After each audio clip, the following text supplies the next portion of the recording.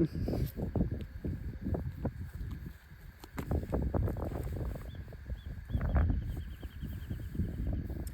good people.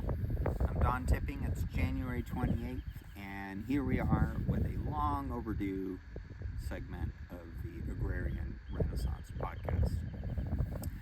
I'm going to share the audio version of an essay I wrote recently. I entitled The Solarpunk Paradigm.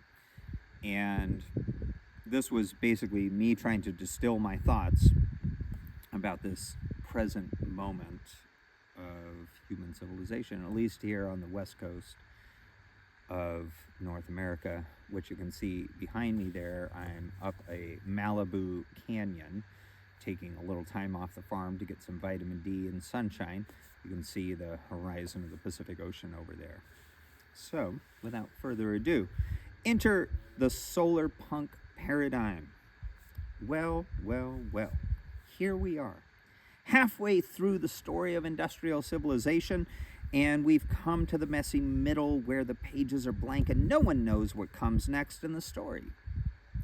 None of it's predetermined, and this affords us a tremendous opportunity to lean into what Joanna Macy outlined in her work that reconnects, wherein she presents 3 theoretical outcome scenarios.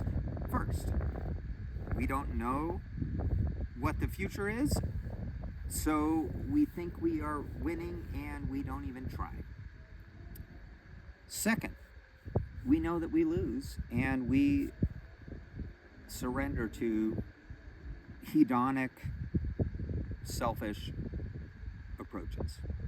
Or 3, no one knows what the future is, so we might as well give it our best chance just in case fatalism isn't the most sensible option. The solarpunk perspective invites us to lean into the mystery of the future and dream into hope and possibility. But wait!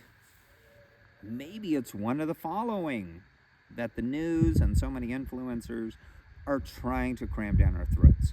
Whether it's a techno-utopian future where AGI and robotics usher in an era of universal basic prosperity because no one needs to work anymore, and biohacking ensures uber longevity.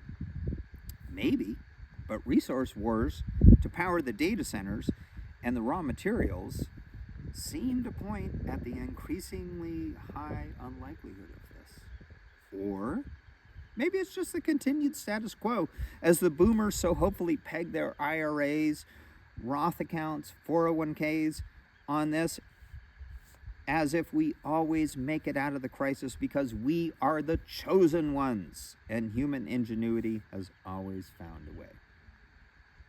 Maybe not. Mars colonies? I don't think so.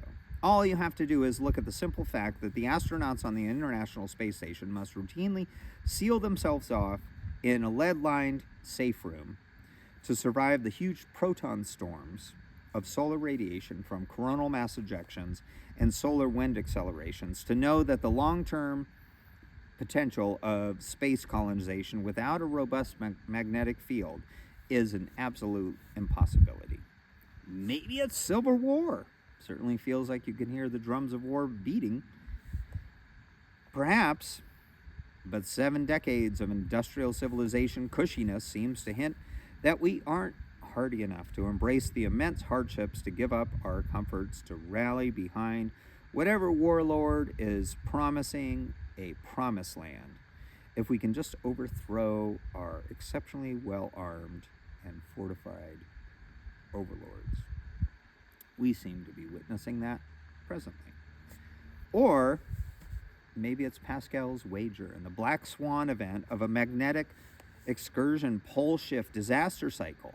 While I'm certainly not ruling it out, many of the same questions that surround the Civil War paradigm are at play in this situation.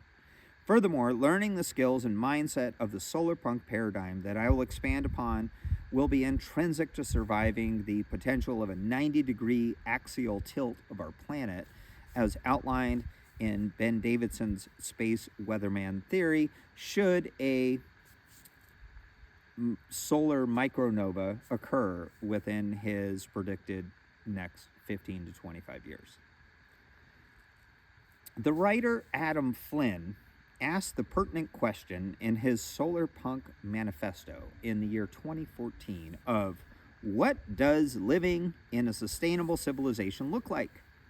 Further, our futurism is not nihilistic like cyberpunk, and it avoids steampunk's potentially quasi-reactionary tendencies. It is about ingenuity, generativity, independence, and community.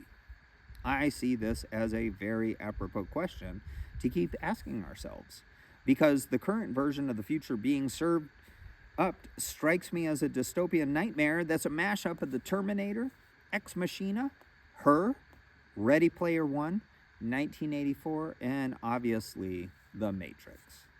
Further, Flynn characterizes depictions such as luxury condominiums with green roofs in an exclusive eco-village that price out existing communities and may ultimately cause greater environmental harm as examples of fake solarpunk urbanism.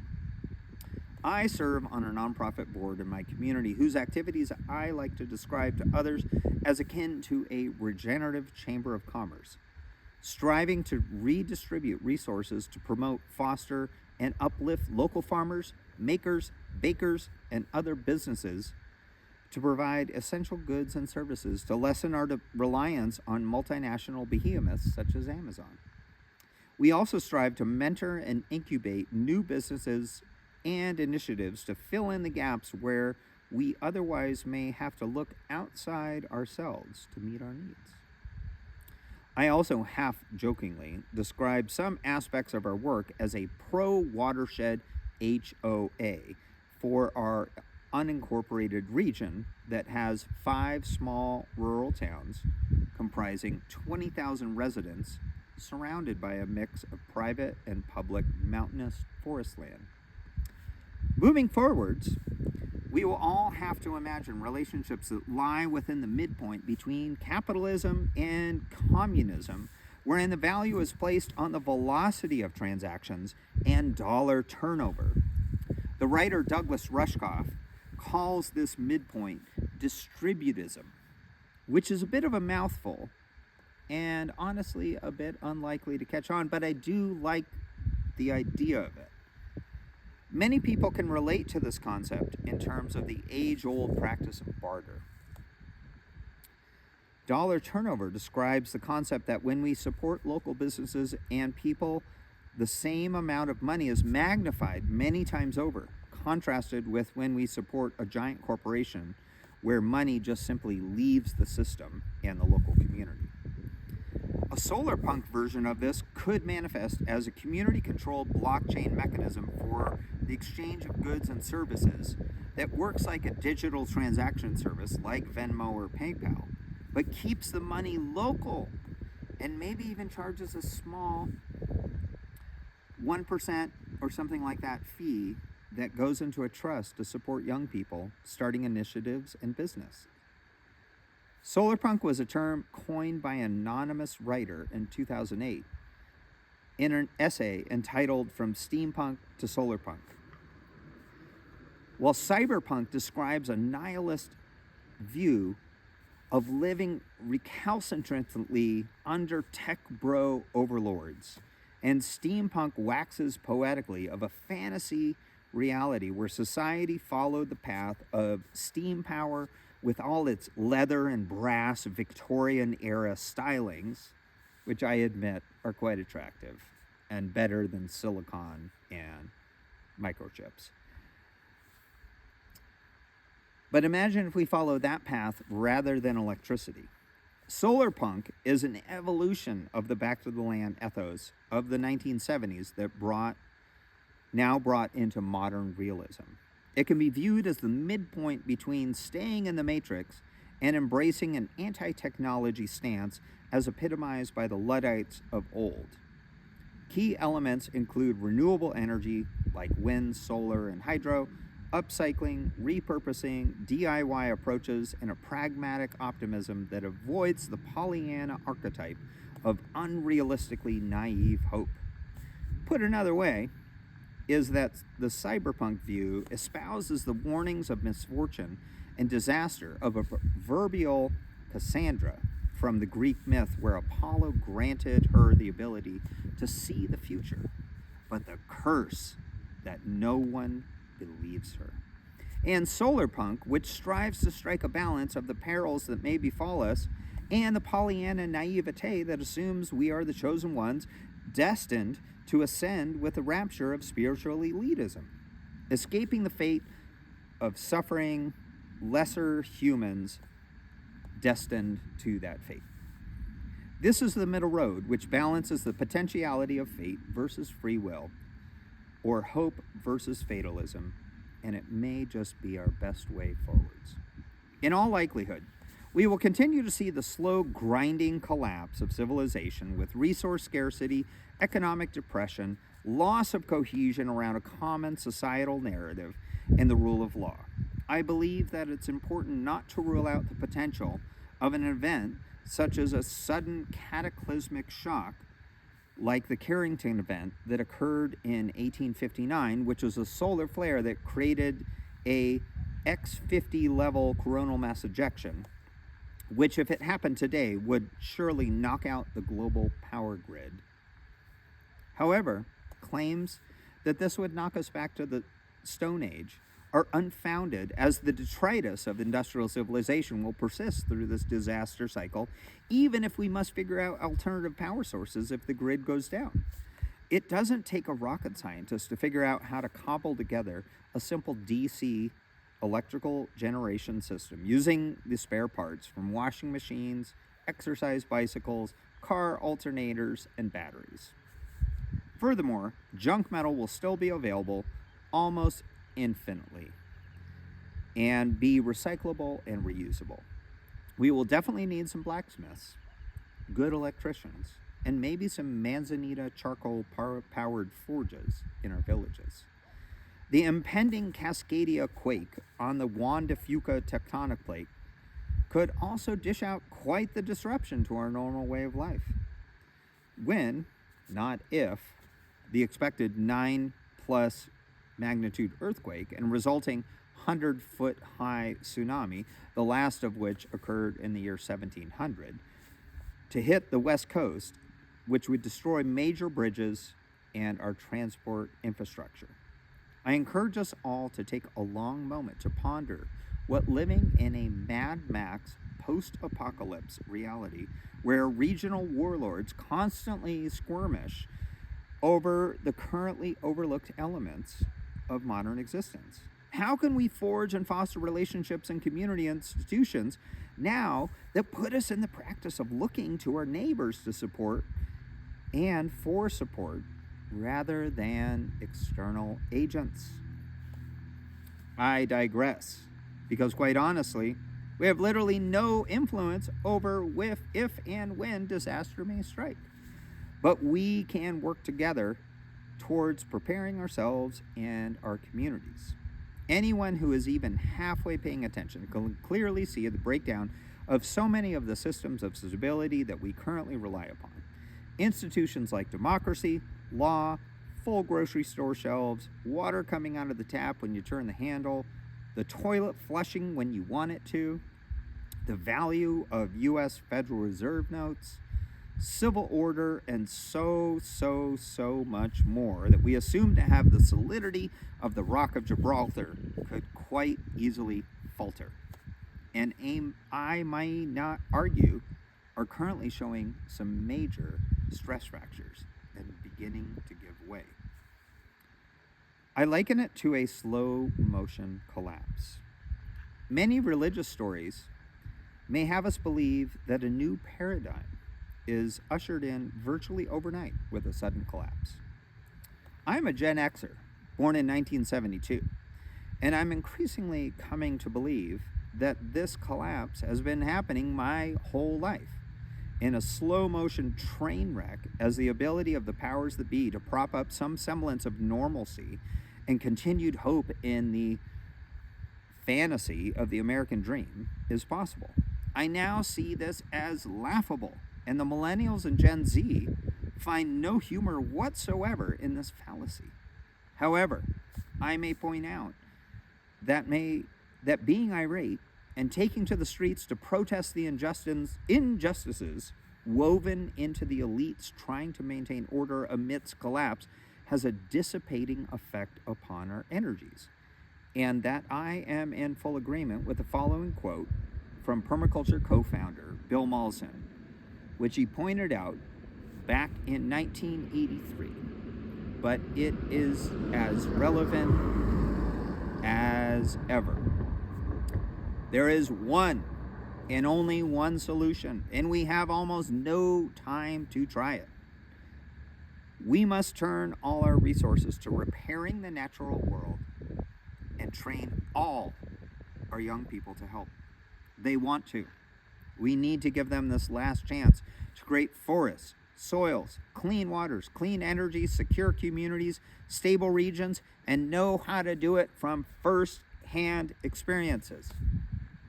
He said that 43 years ago. What are we doing, people? Get it together. Come on. Jump on board. I'm trying to help you out here. Maybe you could listen to me. I don't know how many farmers you know, but they know a thing or two about solutions. The modern attitude of the techno-utopian disruptor paradigm, as epitomized by tech bros such as Steve Jobs, Elon Musk, Sam Altman, Jeff Bezos, and the others, want to have us believe that the best course of action is to move fast and break things, innovate. The Solarpunk paradigm invites us to move defiantly against breaking things and to ask how we can repair the world that is crumbling around us. This can be seen in the emergence of resonance with the Dunbar number, affiliations embodied in villages and neighborhoods. We find affinity with those that we share a watershed, a forest, or participate in the farmer's market, or a religious community, or a community school. Solarpunk is tangible, human scale, and invites you to participate in the small human way that is distinctly possible and relatable and doesn't require being a superhero or exhausting your future for the moment by going supernova.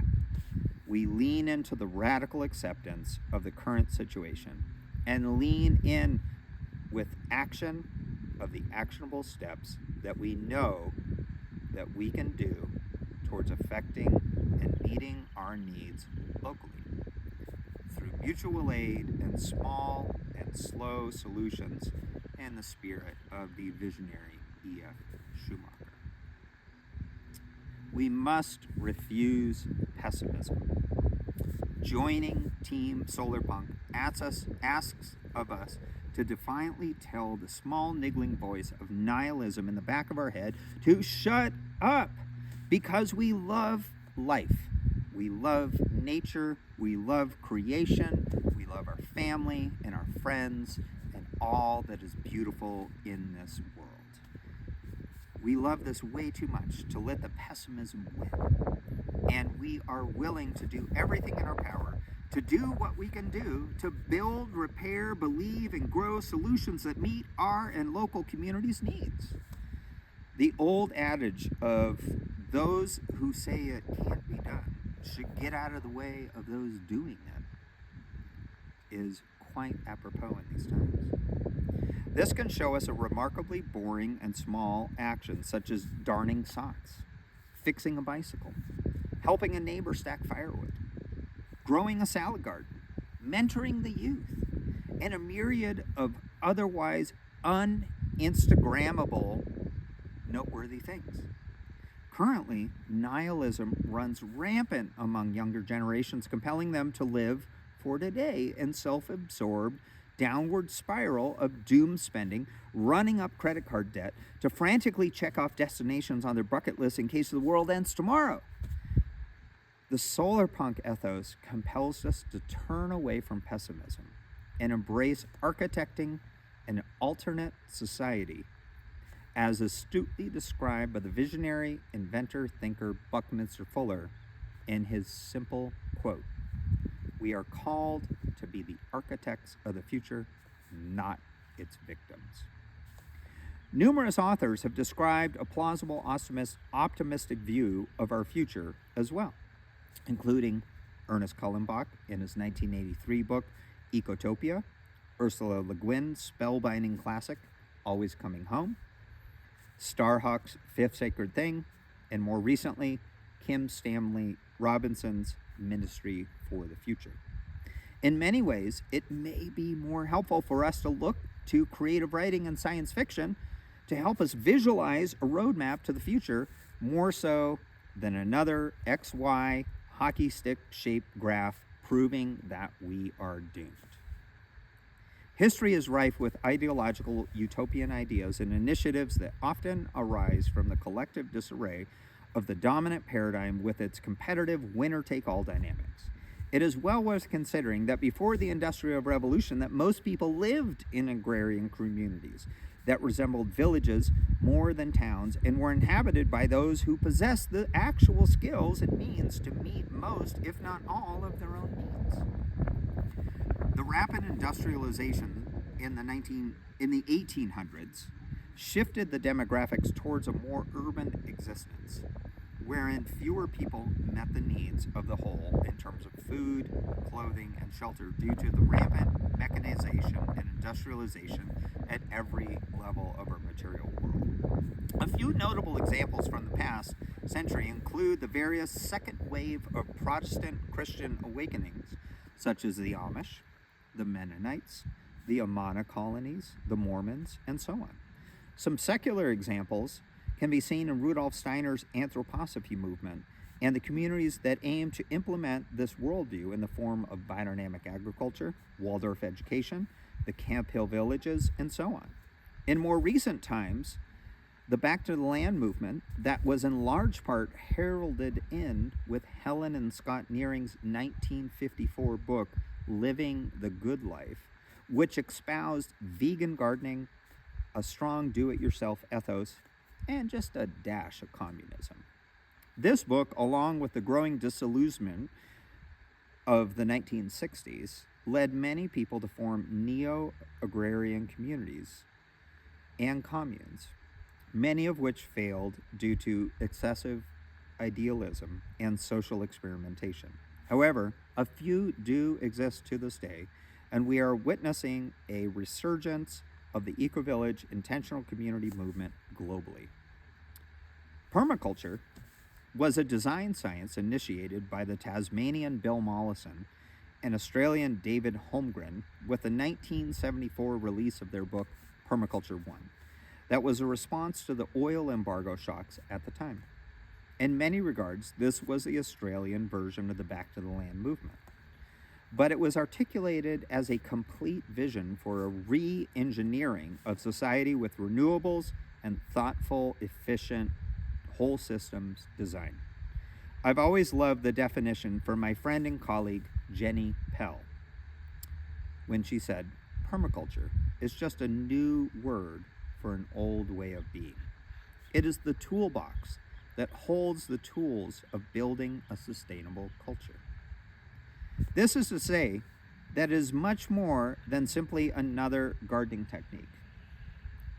The 1988 Permaculture Designer's Manual by Bill Mollison and David Holmgren is a college textbook-sized guide that covers everything from pattern recognition, forests and forestry, agriculture, hydrology, climate science, governance models, and architecture. It has been translated into dozens of languages as the official agricultural policy of various nations. People and communities incorporating permaculture design principles are now widespread and flourishing globally. A thoughtful initiative was put forward by computer scientist and former Santa Fe Institute CEO Jim Rutt with the Game B concept. As explained from the Game B wiki page, Game B is a mimetic tag that aggregates a myriad of visions, projects, experiments that model potential civilizational forms. The flag on the hill for the Game B is an anti-fragile, scalable, increasingly omni-win-win civilization. This is distinct from our current rivalrous Game A civilization that is replete with destructive externalities and power asymmetries that produce existential risk. Yet Game B is not a prescriptive ideology, or an ideology at all. While the eyes of the Game B players may be fixed on the same flag, the hills are multitudes and the flag sits atop each. And no player individually is equipped to map a route in advance. In short, Game A is about competition, whereas Game B centers upon cooperation and win-win dynamics. At this point, in my view, much of the Game B movement exists in a more theoretical scope, as it has originated from the minds of those in think tanks whose backgrounds are in technology rather than the trades and grassroots movements. This is a trend that I tend to notice as a farmer and homesteader, that many of the utopian ideas seem to spring from the university intellectuals who often have little grounding in what it actually takes to do the very hard work of building and overhauling our broken models of industrial civilization. I find it somewhat ironic that jobs in the traditional trades of plumbing, electric, carpentry, and mechanics are in need of being filled and commanding increasingly higher wages than ever. The modern delusion with getting as much money for as little work as possible, as perfectly epitomized by the nauseating crypto bros ethos, is in dire need of being overhauled. Perhaps we can find encouragement in the Game B adjacent, decentralized autonomous organization movement that is striving to turn the tech-heavy inclination towards building grassroots movements and communities and meeting the needs of the community from within its own ranks. DAOs have historically been associated with the cryptocurrency and Web3 movements and had a rocky start after one of the first big initiatives, the DAO, was formed in 2016, which was an Ethereum network-based venture capital fund that amassed $70 million and was promptly hacked and drained of $50 million. In my view, this is all too typical within the Silicon Valley crypto mindset that arrogantly thinks there's a tech blockchain fix for all of society's problems, and because of the get-rich-quick dynamic so prevalent within the VC community and how people throw obscene amounts of money at pipe dreams that never get off the ground, thereby squandering valuable capital, energy, and brain power. As a farmer, it all just seems like a huge, absurd waste of time and a gigantic distraction from the more permaculture-oriented approaches that could desperately use those types of financial investments. Hello, we're out here. Work with us. The huge failure of San Francisco-based vertically farming startup called Plenty that was founded in 2023 with over $1 billion invested epitomizes the fallacy of the techno-utopian fantasy. They claim that they would use high-tech LED lighting, 2-story high indoor grow towers, and robotics to produce millions of pounds of leafy greens efficiently. In a mere 2 years, their valuation dropped to below $15 million. For those of you without a calculator, that's a 98.5% drop. As reality brought their fantasy to a grinding halt when the power bills of creating artificial suns to grow plants when the sun is free. One statistic worth contemplating is that using their technology to produce the lettuce consumed in California would have used more electricity than California currently uses in total for all of its population. Their pivot is to try and dupe investors that they can grow millions of pounds of indoor strawberries in their new indoor farm in Virginia. Can you imagine how many regenerative organic farms growing in soil, using sunlight, and paying farm workers a living wage you could create with $1 billion, while also growing many millions of pounds of nutrient-dense food that's actually grown in soil? Sadly, this isn't an isolated example, as evidenced by Bowery Farms, a New York-based ag tech company that was known for building vertical farms that could produce crops, including lettuces, herbs, and berries. Per PitchBook, Bowery Farming has raised more than $700 million in funding from first round capital, General Catalyst, and GV, among many other venture firms. In its most recent round of 2021, valued it at more than $2 billion. And now they're bankrupt. Wah, wah. Fellow American vertical farmers AeroFarms, Calera, and AppHarvest have similarly filed for bankruptcy in the past 2 years, squandering billions in potential investment capital that could have gone into bioregionally appropriate regenerative agriculture. Also, the UK's growing underground has gone bankrupt. Well then, what do we do now? I have long appreciated the term power down, as first articulated by author Richard Heinberg from Santa Rosa area in his 2004 book, Power Down, Options and Actions for a Post-Carbon World. It is a remarkably prescient clarion call then, and even more so now. Inspired by permaculture and the transition town movement, he outlines 4 key areas and pathways. The last one standing, the path of competition for remaining resources. Seem familiar? It's what we're doing right now. 2, power down, the path of cooperation, conservation, and sharing. Let's do that, people. 3, waiting for a magic elixir, wishful thinking, false hopes, and denial, which to me is embodied by the techno-utopian fantasy of vertical farms, cryptocurrencies, and the tech bros. And lastly, 4, building lifeboats, the path of community solidarity and preservation, which we should be doing as an insurance policy. Permaculture co-founder David Holmgren expands and elucidates on these same options in his 2007 essay, Future Scenarios, and updated again in 2013 in Crash on Demand. The paradigm is still the same, with the same existential risk as I discussed in my own 2025 essay, Power Down, creating islands of coherence amidst a rising sea of dystopia, which I have available for free on Medium and Substack, not behind a paywall. In truth, we all must employ efforts in all 4 pathways, as so many of our needs and livelihoods are still bound up in the old industrial petrochemical paradigm.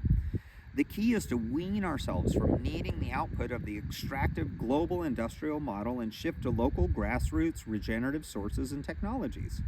This brings us back to the obvious fact that Solarpunk is just a new buzzword that is largely synonymous with many of the agrarian, utopian, back-to-the-land movements such as Power Down, regen villages, game bee proto-villages, eco-villages, permaculture, intentional community, Dunbar number groups, and so many other efforts to rebrand interconnected agrarian, community, village life. From my vantage point, what has shifted over the decades I've been involved with the various aspects of this movement as a full-time organic farmer is that it's now quite clear to most people that we are at the end game, as witnessed through the intersection of global resource wars, currency collapse, toxic dead zones from industrial pollution, mass migration from interventionist wars and climate change, collapse of the economic viability of agriculture in many areas, but most importantly, the loss of a collective narrative. This North Star that formerly existed in the form of the American dream and other such branding campaigns to compel the middle class to slog through another 40-hour work week of a 9-to-5 job for which they feel no passion, just to make the money, to pay the bills, to imagine that you're enjoying your increasingly smaller slice of the pie. This is now so utterly broken that, in my view, it's time to cohere a new narrative, a new North Star. And the hopeful edginess of the Solarpunk ethos may just be our best hope to upcycle the detritus of the crumbling might just be our best hope to upcycle the detritus of the crumbling industrial civilization into an as of yet unseen myriad of creative interpretations of regenerative, resilient community.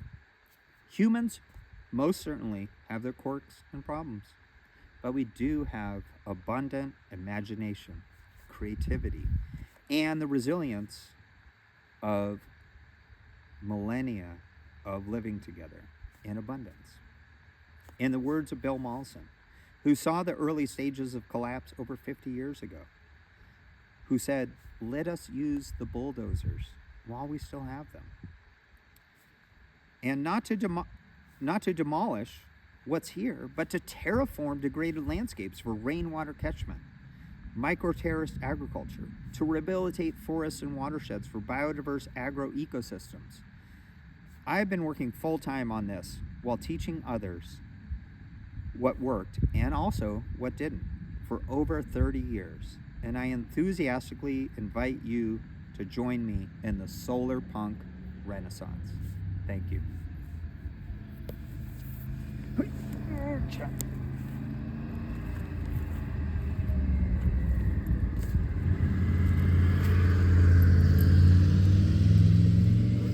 That's good stuff. Don, you did good. That's good. That's good. That's good. That's good. That's good. That's good. That's good.